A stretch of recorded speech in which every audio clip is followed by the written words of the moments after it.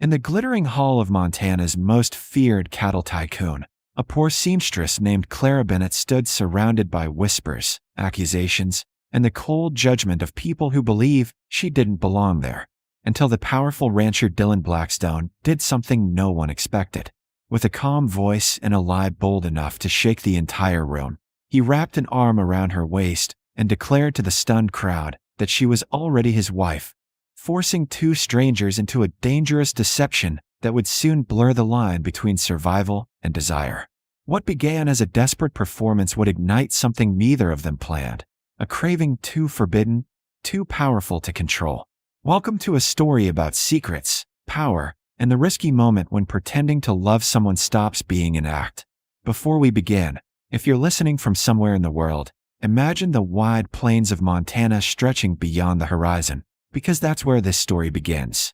The wind that evening carried the scent of dry grass, horses, and wealth as carriages lined the gravel road leading to the enormous Blackstone Ranch house, a mansion so large it looked more like a palace planted in the middle of cattle country.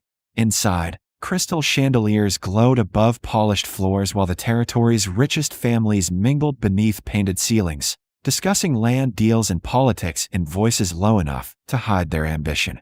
Clara Bennett had never seen anything like it. She stood near the servants' entrance clutching her worn sewing kit, her plain brown dress making her feel invisible beside women wearing silk gowns that probably cost more than she would earn in a year. She hadn't come for the party. She had come because a notice posted in town said the Blackstone estate needed emergency sewing work before a political reception. Clara had walked nearly 5 miles to get there, hoping the job would help her pay the rent on her tiny room above the bakery. For someone like her, opportunities didn't arrive twice.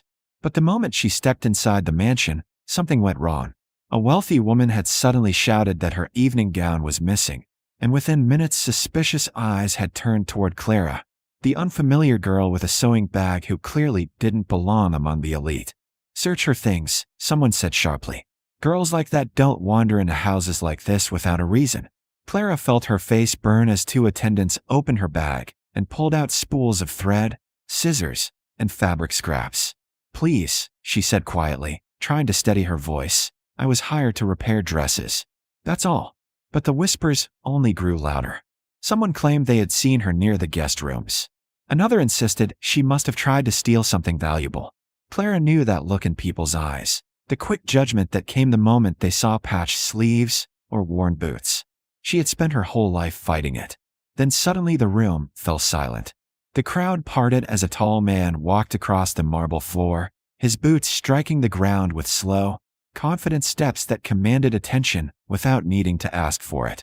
Dylan Blackstone rarely attended social gatherings at his own ranch, but when he did, every conversation stopped. He was known across 3 states as a ruthless negotiator and one of the richest cattle owners in the territory, a man who could buy entire towns if he wanted. His dark coat was simple compared to the extravagant clothing around him, yet somehow it made him look even more powerful. "What's happening here?" he asked calmly. The accusations rushed toward him all at once. Someone pointed at Clara. Someone else held up a torn dress as supposed evidence. Clara expected him to dismiss her immediately. Men like him didn't defend girls like her. But Dylan didn't look at the crowd. He looked only at the dress in Clara's trembling hands. "You repaired this?" he asked. She nodded. He ran his fingers along the seam. The room waited. Then he did something unexpected. He smiled slightly. "The stitching is better than the original work," he said. A murmur spread through the guests. The woman who owned the dress frowned in confusion. "That's impossible." Dylan's eyes lifted to Clara. "How far did you walk to get here?" 5 miles, she answered quietly. Another ripple moved through the room. Dylan turned toward the crowd, his expression sharpening. "And you decided the thief in the room was the girl who fixed your clothes?" No one answered. The silence thickened until it felt uncomfortable. Then Dylan made a decision that changed everything. He stepped beside Clara and placed a steady hand on her shoulder. "There's been a misunderstanding," he said smoothly. "This woman is not a thief." People leaned closer, waiting for his explanation. Instead, Dylan said the last thing anyone expected. "She's my wife." The words dropped into the room like a thunderclap. Gasps echoed beneath the chandeliers. Clara's heart slammed in her chest as every eye turned toward her in disbelief. She had never met Dylan Blackstone before this moment, yet now his arm was around her waist, holding her close enough that she could feel the warmth of his body through her thin dress. "Your wife?" one guest stammered. Dylan nodded, as if the matter were obvious. "We married quietly earlier today," he continued calmly. "Clara prefers to avoid attention." Clara barely managed to keep her expression steady as whispers erupted around them. She didn't understand what was happening, only that the accusation had vanished the moment Dylan claimed her. For the rest of the evening, the lies spread through the mansion like wildfire. Guests offered awkward congratulations. Servants hurried to bring Clara a proper dress. And by the time the party ended, half the territory's most powerful families believed the mysterious seamstress had secretly married the richest cowboy in Montana. But the real shock came hours later when Clara was preparing to leave the ranch, and Dylan Blackstone knocked on the door of the small guest room where she had been placed for the night. He stepped inside, closing the door behind him with quiet finality. "You're probably wondering why I said that," he said. Clara crossed her arms defensively. "I assume you're about to tell me." Dylan studied her for a moment, as if measuring something in her expression. "Because I need a wife," he said. Clara blinked. "You can't be serious." "Completely serious." He leaned against the wall, calm as ever. "There are powerful men downstairs who expect me to marry someone I don't want." Clara's disbelief turned into irritation. "So you lied to escape them?" "Yes. And you dragged me into it." Dylan didn't deny it. Instead, he said something that made Clara's breath catch. "If you help me keep up the act," he said quietly, "I'll give you enough money to open your own dress shop." Clara stared at him. The ranch owner continued, his voice steady. "1 year. We pretend to be husband and wife. After that, you walk away rich." The room fell silent. Outside, the Montana wind rattled the windows of the great ranch house. Clara knew the offer was dangerous, crazy even. But for a girl who had spent her life struggling to survive, it might also be the only chance she would ever have to change her future. And neither of them realized yet that the most dangerous part of this arrangement wouldn't be the lie. It would be the moment when pretending to be married started feeling real. The lie that protected Clara Bennett from humiliation the night before spread across Montana by sunrise, and by the time the ranch hands began their morning work, nearly everyone in the territory had already heard the shocking news that the powerful cattle baron Dylan Blackstone had secretly married a quiet young woman no one had ever seen before. Clara woke in a large guest room at Blackstone Ranch feeling disoriented, the previous evening replaying in her mind like a strange dream. But when she lifted her hand and saw the gold ring resting on her finger, the truth settled heavily in her chest. "Man, where you'll leave my ranch and never come back." The threat was delivered so quietly that it somehow felt even more serious. After a long pause, Victor shifted uncomfortably, realizing no one else in the room was laughing. He muttered something under his breath and turned his attention back to his food. Conversation slowly resumed, but Clara could still feel the tension lingering in the room. Later that night, after the guests left and the ranch finally grew quiet, Clara stepped outside onto the wide wooden porch overlooking the dark fields. The moon lit the plains with a pale glow, and the distant sound of cattle drifted through the night air. She was still thinking about what had happened at dinner when the door behind her opened and Dylan stepped outside. "You handled tonight well," he said calmly. Clara crossed her arms. "You didn't have to threaten him." Dylan shrugged slightly. "He insulted my wife." The word lingered between them. Clara looked down at the ring on her finger again, reminding herself that the marriage was only a contract. "We're just pretending," she said quietly.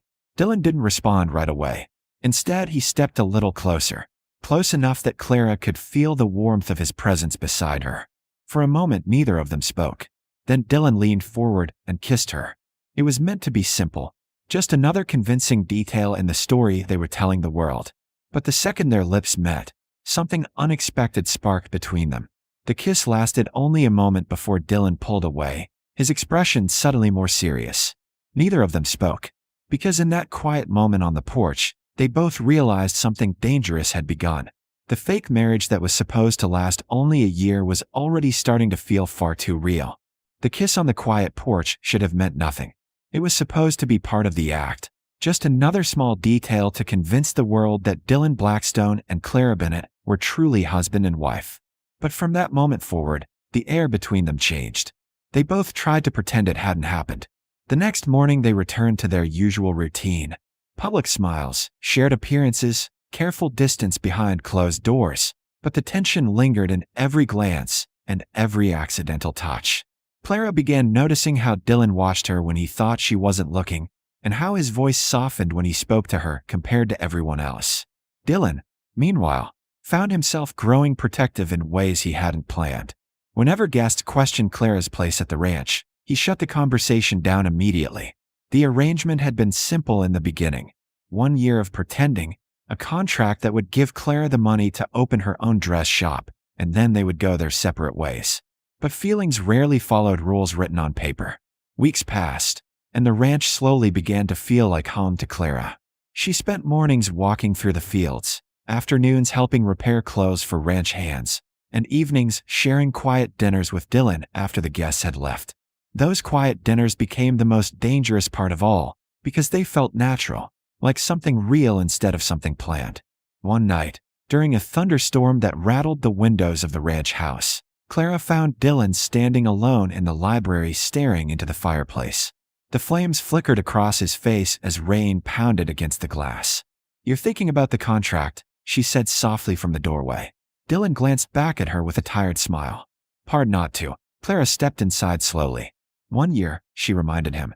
Then the lie ends. Dylan looked back at the fire for a long moment before answering.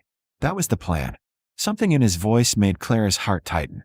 She realized then that the arrangement, which had started as a simple bargain, had quietly grown into something neither of them expected.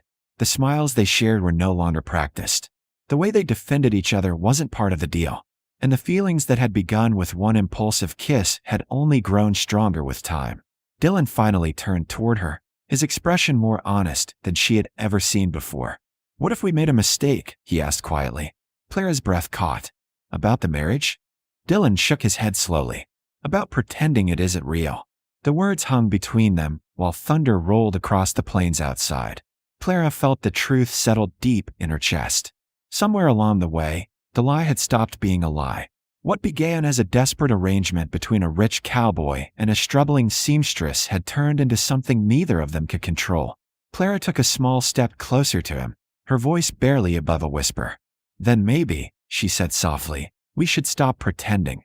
Dylan didn't hesitate this time. He pulled her gently into his arms and kissed her again.